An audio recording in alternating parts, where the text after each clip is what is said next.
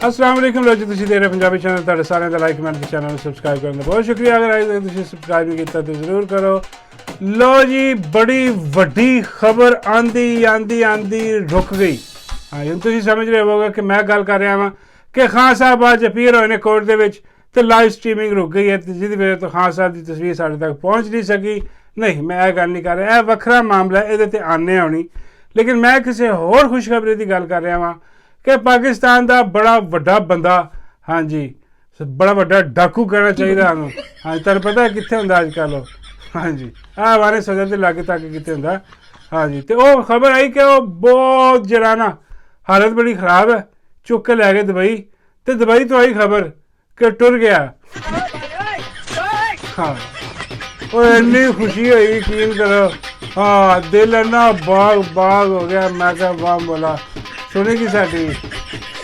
हाँ, क्योंकि बड़ी देर तो खबर आ रही सी कि अज गया कि कल गया। हाँ जी, परसों गया कि चौथ गया। हाँ, वो जाते ही नहीं से। मैं बाबा जी ने भी पूछा, मैं बाबा जी की चक्कर है? बाबा जी मेरे पुत्र तेन दसिया तो सी। हाँ, बुराई एडी छेती नहीं मरती, भुल जाओ। लेकिन अज खबर आई, मैं कह रहा टाइम आ गया, हूँ तो पक्का गया। हाँ, हुण खुशियाँ शक्कर करो, मनाओ। हाँ जी, खत्म दुआओ। हाँ, तो दुआवां करो सारे रल के कि एक गया, बाकी भी लैन ही लग जाए सारे बगैर के पिछे, साडी जान छुट्टे। लेकिन फिर खबर आई कि नहीं, एडा सौखा नहीं काम, एडी सौखी जान नहीं छुटनी। हाँ जी, हुण खबर आ रही है कि नहीं, फिर विचों कोई दस दिंदा कि भाई गया कि गया, हुण गया कि हुण गया। हाँ, लेकिन अजीब जी खबर है, कुछ समझ नहीं आ रही कि भाई अफसोस करना है कि खुशी का इजहार करना है। बहरहाल बाबा जी फरमाते ने भी पैगाम दे दो सारे, सारी कौम रल के बह जाए तो इकट्ठी मिल के दुआ करो। हाँ जी, तो तुहानूं पता ही है कि दुआ की करनी है, जान छुट्टे। हाँ, पेड़े गर्क होने दे। हाँ, जिथे इहदा असल मकाम है उत्थे जावे। हाँ, कहना नहीं चाहिए, लेकिन चलो अल्लाह रहम करे। असीं तो दुआ ही करते हैं कि भाई हाँ, जान छुट्टे साडी, अपने नाल होर भी दो चार लै जावे। हाँ जी, कोई नहीं, फिक्र वाली गल नहीं, अच्छी खबर तुहानूं मिलेगी बहुत जल्दी, तसल्ली रखो, बचते रहो। हाँ, फिक्र नहीं करनी। दूजे पासे आ जाओ जी, अज काजी ने वही बगैरती की जिस बारे च मशहूर है बगैरती करने वास्ते। हाँ जी, कि खान साहब आए, लाइव स्ट्रीमिंग बंद कर दी। हाँ जी, पिछले जजा ने कहा भी कि यार है कि तू बगैरती मारी है काजी, खोल लाइव स्ट्रीमिंग। हाँ, काजी ने पता सी कि यार ये मैं कितने खोली तो अबू जी नाराज हो जाएंगे। खान साहब ने भी कहा कि काजी मैं समझदा वां तेरी मजबूरी, एक तेरे अबू जी तेन बाहर नहीं टिकन देंगे। हाँ, उत्ते एक करनल जरा ना इत्थे दा जेल दा। हाँ, ये मैनू नहीं टिकन दिंदा अंदर। हाँ, ये जरा ना इन्हें सारा कुछ इत्थे मार्शाअल्लाह लाया जेल दे विच। हाँ, जेलर नहीं, हाँ करनल जरा ना उन्हें मिशन संभालिया, वन विंडो ऑपरेशन। हाँ, ये खान साहब ने दसिया। तो काजी ने पता, काजी कुछ क्या नहीं, काजी ने नहीं किया कि भाई ये किहदी जरूरत होगी, कौन है करनल जो हरकत कर रहा है। काजी ने पता सी, ਉਹਦੇ अब्बू ने तो लाया करनल उत्थे।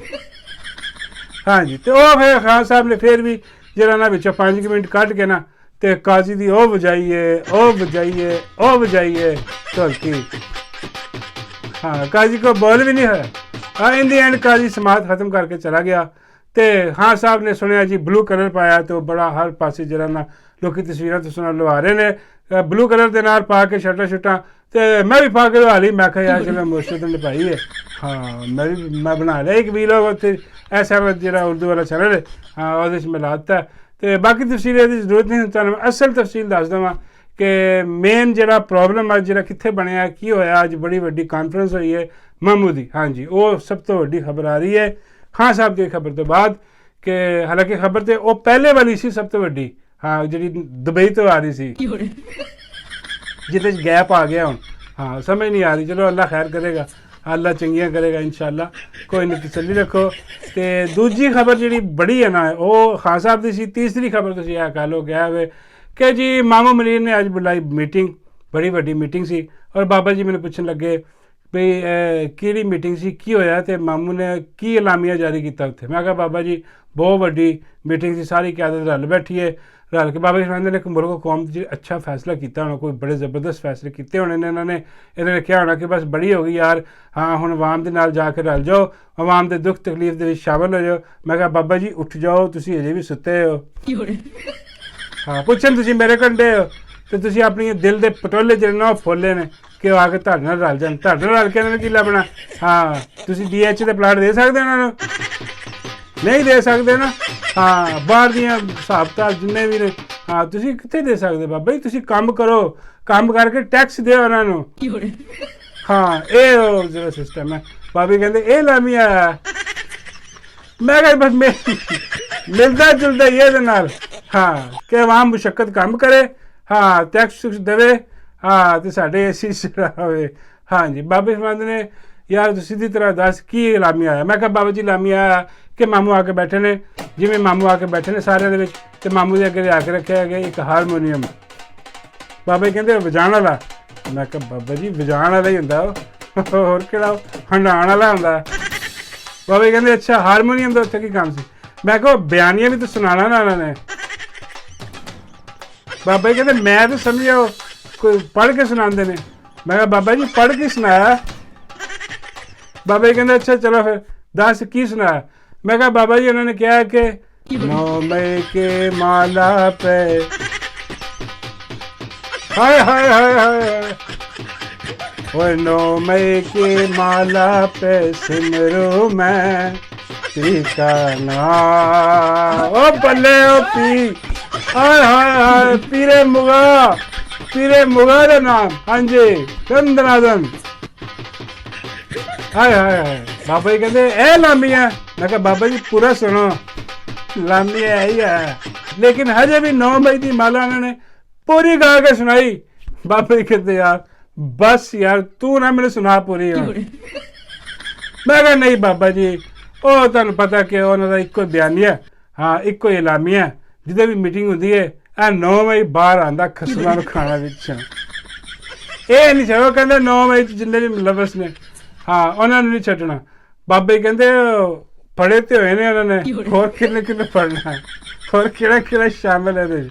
ਮੈਂ ਕਿਹਾ ਬਾਬਾ ਜੀ ਉਹ ਤੁਹਾਡਾ ਜ਼ਿਕਰ ਕਰ ਰਹੇ ਨੇ। ਉਹ ਕਹਿੰਦੇ ਨੇ ਕਿ ਜਿਹੜੇ ਬਾਹਰ ਬੈਠੇ ਨੇ ਨਾ ਇਹ ਡਿਜੀਟਲ ਦਹਿਸ਼ਤਗਰਦ, ਹਾਂ ਇਹਨਾਂ ਨੂੰ ਨਹੀਂ ਛੱਡਣਾ। ਇਹ ਜਿਹੜੇ 9 ਮਈ ਦਾ ਮਜ਼ਾਕ ਬਣਾਉਂਦੇ ਨੇ, ਕਹਿੰਦੇ ਨੇ ਕਿ ਫਾਲਸ ਫਲੈਗ ਆਪਰੇਸ਼ਨ, ਹਾਂ ਇਹਨਾਂ ਨੂੰ ਨਹੀਂ ਛੱਡਣਾ। ਇਹ ਸਹੂਲਤਕਾਰ ਨੇ। ਬਾਬੇ ਕਹਿੰਦੇ ਯਾਰ ਮੈਂ ਕਿੱਥੇ ਸਹੂਲਤਕਾਰੀ ਕੀਤੀ। ਮੈਂ ਬਾਬਾ ਜੀ ਤੁਸੀਂ ਇਹੀ ਤਾਂ ਕਹੀ ਜਾਂਦੇ ਹੋ ਹਾਂ ਕਿ ਇਹ 2 ਨੰਬਰ ਡਰਾਮਾ ਇਹ ਮਨ ਘੜਤ ਆਪ ਹੀ ਕਰਵਾਇਆ ਇਹਨਾਂ ਨੇ, ਸਾਰਾ ਫਾਲਸ ਫਲੈਗ ਆਪਰੇਸ਼ਨ ਹੈ। ਬਾਬੇ ਕਹਿੰਦੇ ਉਹ ਤੇ ਖਾਨ ਸਾਹਿਬ ਕਹਿੰਦੇ ਨੇ, ਮੈਂ ਤਾਂ ਨਹੀਂ ਕਿਹਾ।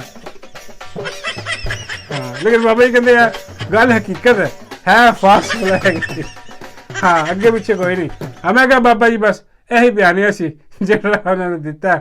ਅੱਗੇ ਕੋਈ 10 ਮੀਟਿੰਗਾਂ ਵੀ ਕਰਨਗੇ ਨਾ ਤੇ ਉਹਦੇ 'ਚ ਵੀ ਇਹੀ ਹਾਰਮੋਨੀਅਮ ਤੋਂ ਬਿਆਨੀਆ ਨਿਕਲਣਾ 9 ਮਈ 9 ਮਈ 9 ਮਈ। ਮੈਂ ਕਿਹਾ ਜਦ ਤੱਕ ਮਾਮੂ ਰੁਖਸਤ ਨਹੀਂ ਨਾ ਹੋ ਜਾਂਦੇ। ਬਾਬਾ ਜੀ ਕਹਿੰਦੇ ਕਿੱਧਰ ਰੁਖਸਤ। ਮੈਂ ਕਿਹਾ ਬਾਬਾ ਜੀ ਮੈਂ ਮਤਲਬ ਕਿ ਰਿਟਾਇਰ।